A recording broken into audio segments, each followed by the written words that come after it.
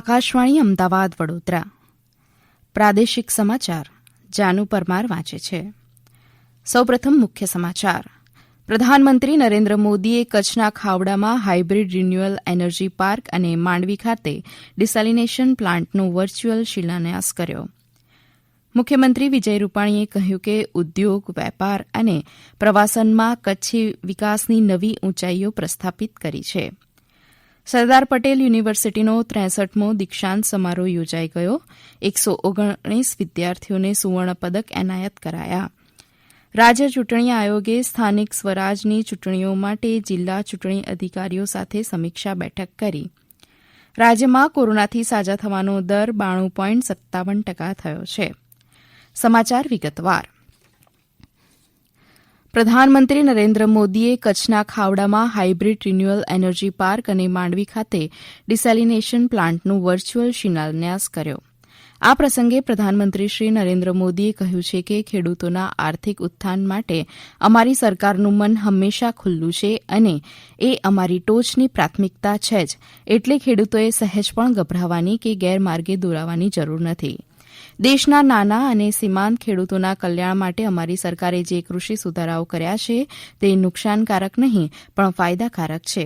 પ્રધાનમંત્રીએ કહ્યું હતું કે ગઈકાલે દિલ્હીમાં કેટલાક વિઘટનકારી તત્વો ખેડૂતોને ભ્રમિત કરવાનો પ્રયાસ કરી રહ્યા છે તે નિંદનીય છે. આજે દેશ પૂછી રહ્યો છે કે અનાજ અને દાળ ઉત્પન્ન કરવાવાળા નાના ખેડૂતોને તેમનો પાક બજારમાં વેચવાની આઝાદી શા માટે ન મળવી જોઈએ. ખેડૂતો માટેના કૃષિ બિલમાં જે સુધારાઓ અમારી સરકારે કર્યા છે તે જ સુધારા માટે ભૂતકાળમાં વિપક્ષના લોકોએ સમર્થનમાં હતા, પરંતુ તેમની સરકાર હતી ત્યારે એમણે કશું કર્યું નહીં. તેને મારા દેશના જાગૃત ખેડૂતોને જાકારો આપશે તેવો મને દ્રઢ વિશ્વાસ છે. हाल में हुए कृषि सुधारों की मांग बरसों से की जा रही थी. अनेक किसान संगठन भी पहले ही मांग करते थे कि अनाज को कहीं पर भी बेचने का विकल्प दिया जाए. आज जो लोग विपक्ष में बैठकर किसानों को भ्रमित कर रहे हैं, वो भी अपनी सरकार के समय इन कृषि सुधारों के समर्थन में थे, लेकिन अपनी सरकार के रहते वो निर्णय नहीं ले पाए, किसानों को झूठे दिलासे देते रहे.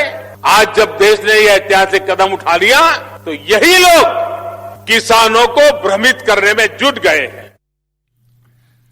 પ્રધાનમંત્રી શ્રી નરેન્દ્ર મોદીએ જણાવ્યું કે સરદાર વલ્લભભાઈ પટેલની પુણ્યતિથિએ ગઈકાલે કચ્છમાં નવી ઉર્જાનો સંચાર થઈ રહ્યો છે. વિશ્વના સૌથી મોટા હાઇબ્રિડ રિન્યુએબલ એનર્જી પાર્કનો શિલાન્યાસ થયો છે. ગઈકાલે કચ્છમાં ન્યૂ એજ ટેકનોલોજી અને ન્યૂ એજ એનર્જીના 3 પ્રકલ્પોનો શિલાન્યાસ થયો છે. તે કચ્છના વિકાસમાં નવા આયામો પ્રસ્થાપિત કરશે. તેનો સીધો લાભ ખેડૂતો અને પશુપાલકોને પણ મળશે.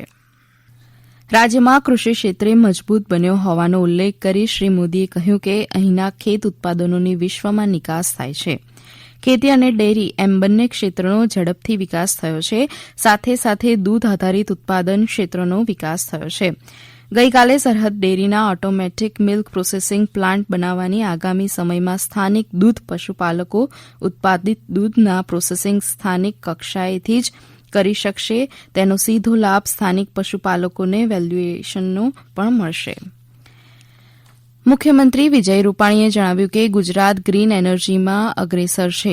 ગુજરાતે 11,000 મેગાવોટ ક્ષમતાની ઉત્પાદન ક્ષમતા હાંસલ કરી છે અને 2022 સુધીમાં 30,000 મેગાવોટ ગ્રીન એનર્જીનું ઉત્પાદન લક્ષ્યાંક છે.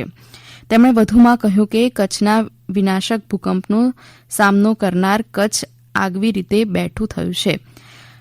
તત્કાલીન મુખ્યમંત્રી અને હાલના પ્રધાનમંત્રી શ્રી નરેન્દ્રભાઈ મોદીની દીર્ઘદ્રષ્ટિ અને સંકલ્પ શક્તિના કારણે આજે કોઈ ઉદ્યોગ એવો નથી જે કચ્છમાં પ્રસ્થાપિત થયો ન હોય.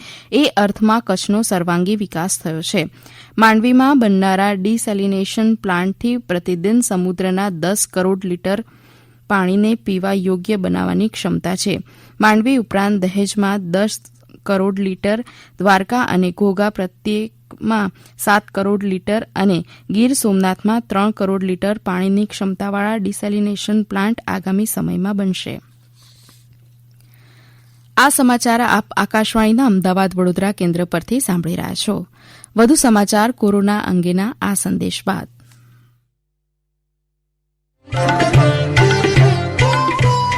કોવિડથી બચવાના મહત્વપૂર્ણ 3 ઉપાય: માસ્ક પહેરો, 2 ગજનું સલામત અંતર જાળવો અને હાથ સાફ રાખો.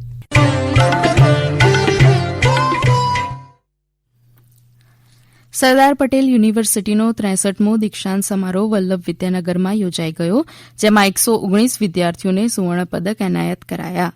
સરદાર પટેલ યુનિવર્સિટીએ 17,862 વિવિધ વિદ્યાશાખાઓના સ્નાતક અનુસ્નાતકના વિદ્યાર્થીઓને પદવી એનાયત કરવાની સાથે કુલ 3,25,528 પદવીઓ એનાયત કરી છે. આ સમારંભમાં રાજ્યપાલ શ્રી આચાર્ય દેવવ્રતે જણાવ્યું છે કે શિક્ષણનો મુખ્ય ઉદ્દેશ વિદ્યાર્થીના સર્વાંગી વિકાસ દ્વારા શ્રેષ્ઠ નાગરિક અને સમૃદ્ધ રાષ્ટ્રના નિર્માણનો હોવો જોઈએ. દીક્ષાંત સમારોહ પ્રસંગે વિદ્યાર્થીઓને રાજ્યપાલશ્રીએ શુભકામનાઓ પાઠવી હતી. રાજ્યપાલશ્રીએ આ પ્રસંગે સતત જ્ઞાન સંપન્ન બનવાની શીખ આપી વિદ્યાર્થીઓને આજીવન વિદ્યાર્થી બની રહેવા જણાવ્યું હતું. રાજ્યપાલશ્રીએ પ્રાચીન ભારતના નાલંદા અને તક્ષશિલા કાળના વિદ્યા વૈભવની પુનઃસ્થાપના માટે પ્રવૃત્ત થવા પદવીધારક યુવાઓને અનુરોધ કર્યો હતો. શિક્ષણ મંત્રી શ્રી ભૂપેન્દ્રસિંહ ચુડાસમાએ યુવાઓને તેમની નવીનતાઓ અને શોધ સંશોધનો સમાજને મદદરૂપ બને તે માટે પોતાનું ઉત્તરદાયિત્વ નિભાવવાનો અનુરોધ કર્યો હતો. શ્રી ચુડાસમાએ જીવનમાં જે તબક્કાઓ આવતા હોય છે તેમાંથી વ્યક્તિને જીવનનો નવો વળાંક મળે છે. અભ્યાસનો સમય હવે પૂર્ણ થયો છે તો તમે સમાજની હરીફાઈના યુગમાં પ્રવેશ કરશો. હવે તમે સમાજ જીવનની પરીક્ષામાં પણ સર્વશ્રેષ્ઠ પ્રદાન કરશો તેવી વિદ્યાર્થીઓને શુભકામનાઓ પાઠવી હતી.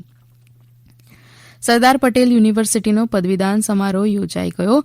આ પદવીદાન સમારંભમાં એમબીબીએસમાં અનેરી શાહે 6 ગોલ્ડ મેડલ મેળવ્યા હતા.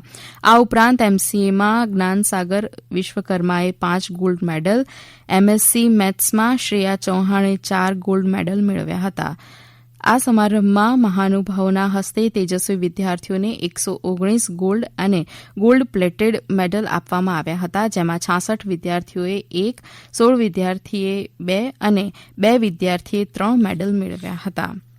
રાજ્યમાં સ્થાનિક સ્વરાજ્યની સંસ્થાઓની ચૂંટણીઓ આગામી ફેબ્રુઆરી 2021માં યોજાનાર છે. તે સંદર્ભે રાજ્ય ચૂંટણી આયોગે આ તમામ જિલ્લા ચૂંટણી અધિકારીઓ અને કલેક્ટરો સાથે વિડીયો કોન્ફરન્સ દ્વારા સમીક્ષા કરી હતી.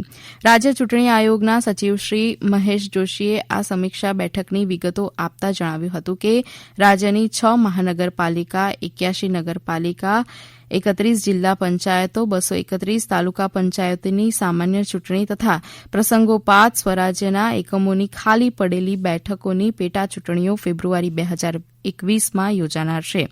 આ ચૂંટણી માટે 1 જાન્યુઆરી 2021થી મતદાનની લાયકાતની સ્થિતિએ વિધાનસભાની અદ્યતન મતદાર યાદીના આધારે સ્થાનિક સ્વરાજ્યની ચૂંટણી હેઠળની સંસ્થાઓની મતદાર યાદી તૈયાર કરવા, ચૂંટણીમાં ઉપયોગમાં લેવાના ઈવીએમની ઉપલબ્ધિ, અન્ય જરૂરી ચૂંટણી સાહિત્યની જરૂરિયાત, કોવિડ-19ના સંજોગોમાં યોજાતી ચૂંટણીઓ માટે આરોગ્ય વિષયક ચીજવસ્તુની જરૂરિયાત અને તે સંદર્ભે જરૂરી વ્યવસ્થા ગોઠવવા, મતદાર જાગૃતિ અભિયાન વગેરે બાબતોની સમીક્ષા કરવામાં આવી હતી. પાટણ જિલ્લાના વાગદોદના માજી ધારાસભ્ય જોધાજી ઠાકોરનું ટૂંકી માંદગી બાદ અવસાન થયું છે. તેઓ 72 વર્ષના હતા. જોધાજીએ છેલ્લા કેટલાક સમયથી કિડનીની અને શ્વાસની તકલીફ અનુભવાતી હતી. તેમને પાટણના ડોક્ટર હમીદ મંસૂરી હોસ્પિટલમાં દાખલ કરાયા હતા, જ્યાં સારવાર દરમિયાન ગઈકાલે સાંજે તેમનું નિધન થયું હતું. રાજ્યમાં કોરોનાથી સાજા થવાનો દર 92.57% થયો છે. અત્યાર સુધીમાં કુલ 2,12,839 દર્દીઓ કોરોનાને માત આપી ચૂક્યા છે. રાજ્યમાં અત્યાર સુધીમાં કોવિડ-19ના 1,236 દર્દીઓ સાજા થતાં હોસ્પિટલમાંથી રજા આપવામાં આવી છે. રાજ્યમાં અત્યાર સુધીમાં કુલ 1,110 નવા દર્દીઓ નોંધાયા છે. અમારા પ્રતિનિધિના જણાવ્યા અનુસાર સૌથી વધુ અમદાવાદમાં 232 પોઝિટિવ કેસ નોંધાયા છે. સુરતમાં 141, વડોદરામાં 101 અને રાજકોટમાં 99 કેસ નોંધાયા છે. મુખ્ય સમાચાર ફરી એકવાર. પ્રધાનમંત્રી નરેન્દ્ર મોદીએ કચ્છના ખાવડામાં હાઇબ્રિડ રિન્યુઅલ એનર્જી પાર્ક અને માંડવી ખાતે ડિસેલિનેશન પ્લાન્ટનો વર્ચ્યુઅલ શિલાન્યાસ કર્યો. મુખ્યમંત્રી વિજય રૂપાણીએ કહ્યું કે ઉદ્યોગ, વેપાર અને પ્રવાસનમાં કચ્છે વિકાસની નવી ઊંચાઈઓ પ્રસ્થાપિત કરી છે. આકાશવાણી અમદાવાદ વડોદરા કેન્દ્ર પરથી સમાચાર પૂરા થયા.